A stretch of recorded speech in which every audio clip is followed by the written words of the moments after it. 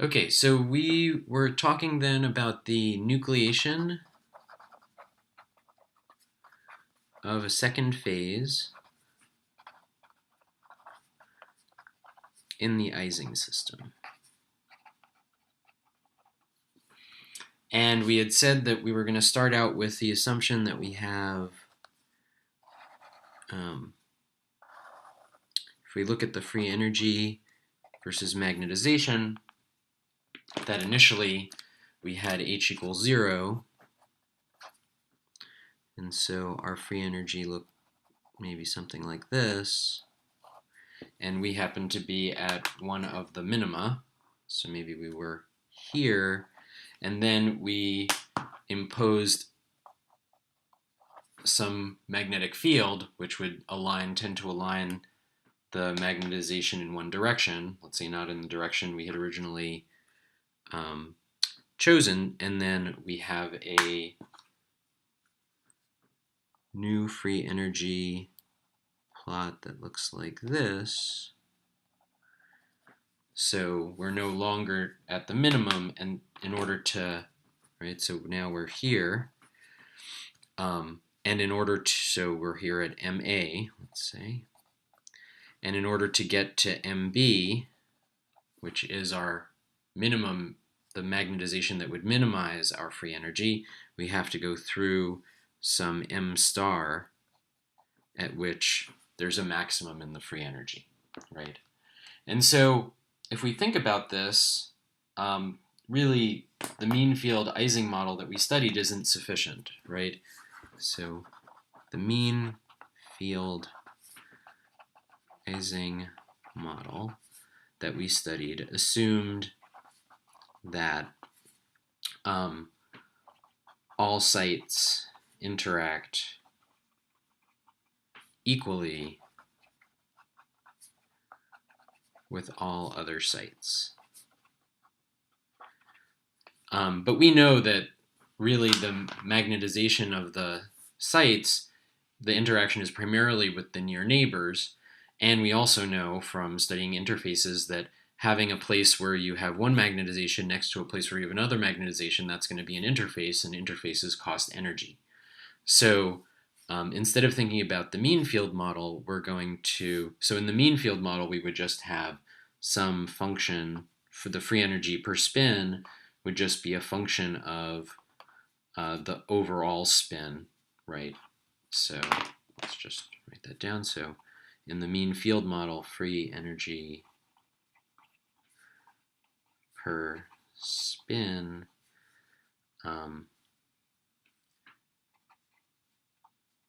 is a function of overall M value, right? The average M value. So instead we need to think about how do we think about a system where M is not uniform, where M is varying spatially. And so we're going to look at something called the Cahn-Hilliard equation. So in the Cahn-Hilliard equation, we're going to say that the total free energy of the system is equal to, let's say, the number density of sites times some integral over all space of f of m, which could vary from site to site. So if we just had this, we would just be saying, okay, well, we just have a free energy that depends on the local value of m. Now it's not a global value, which could be varying spatially. And so I'm just going to integrate that free energy per spin over all space. And then I need to, since this is a free energy per spin, not a free energy per volume, I need to normalize by the number of spins per unit volume. Okay, so this would be D3R, ideally. But we know this isn't the only contribution. This ignores the effect of interfaces. And so in the Cahn-Hilliard equation, you say, well, there's going to be another term which depends on the surface energy. And the surface energy makes it so that you penalize gradients in M. So we have gradient in M, but this has to be a scalar value, so that's squared. And that's how we're going to write down the energy, right? So this would give us an energy per area. This gives us per length, right? So there's a 1 over length scale squared. So this will give us something that has units of energy as well, energy per spin as well.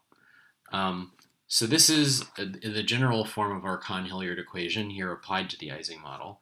And so if we think about this, we can sketch what it might imply for how the energy might look as a function of position. So let's draw a few axes. I'm going to draw, let's make it this way. So I'm going to call this is sort of a generalized axis. And then this is going to be my x position. And I'm going to do this at a few different times. So let's see, we'll do this 1, 2, and 3.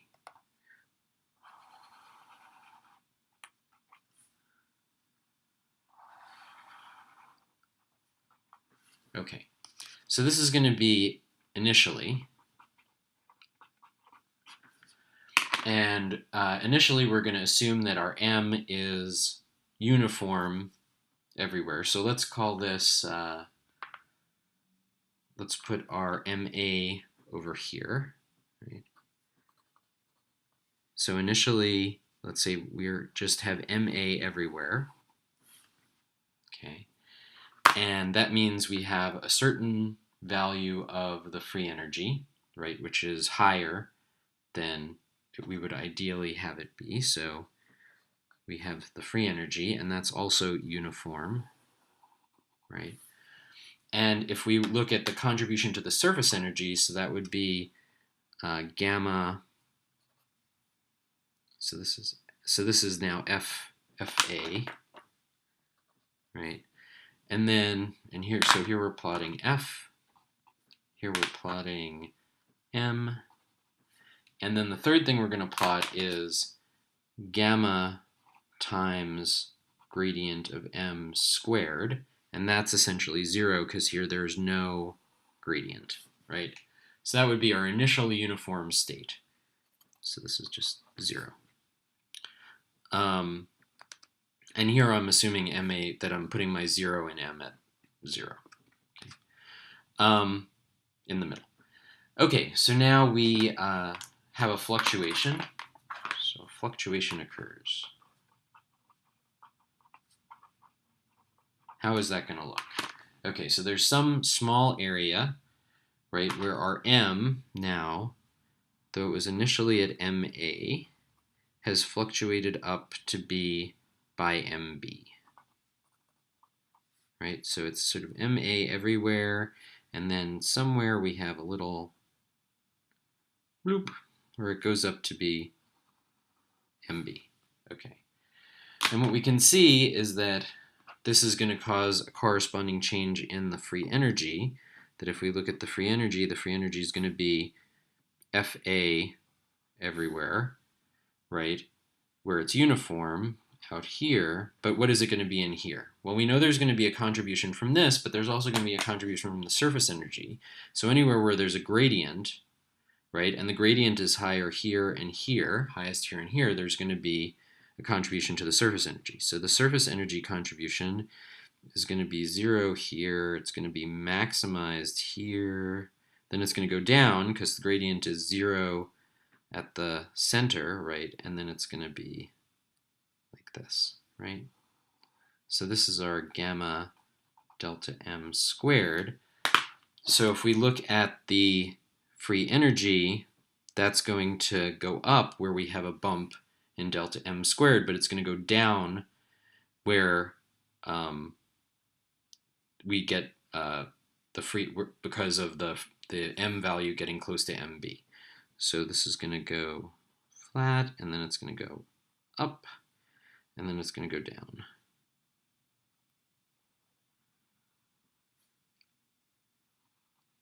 Okay.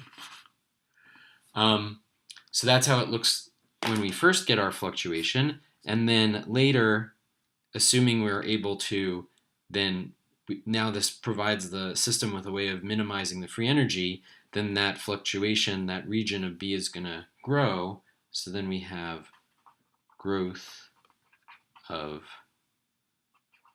the B nucleus. So this little region of B will start taking over. So we'll have, let's draw our M. So maybe we still have MA out here, but now we have a bigger and bigger region of MB. So here's our MA, MB, and then our free energy looks like this. Oh, right, so we have to think about where our gradient is high. Our gradient is high here and here, right? And so our free energy is going to look like, oops, doesn't go below 0. This, okay, right? And this interface is going to move, right, out as this phase grows, right? So we'll have this bump. That's the surface energy that's going to precede, right, the lowering of the energy to create the new droplet of phase B. That eventually will lower the energy of the whole system. So as we said, this process is known as nucleation.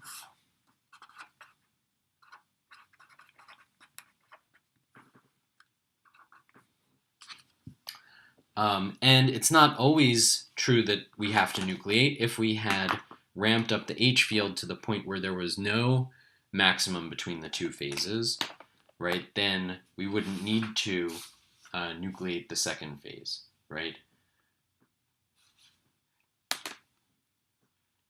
So if H were high enough,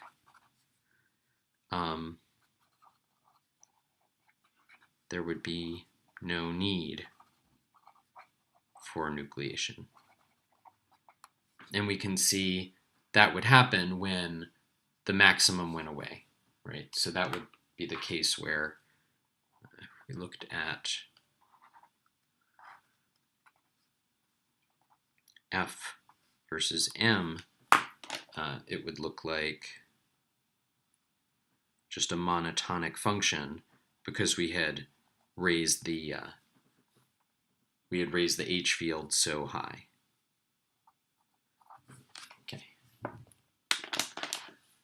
Okay, so this is true for systems with non-conserved order parameter. So let's think about next systems with a conserved order parameter.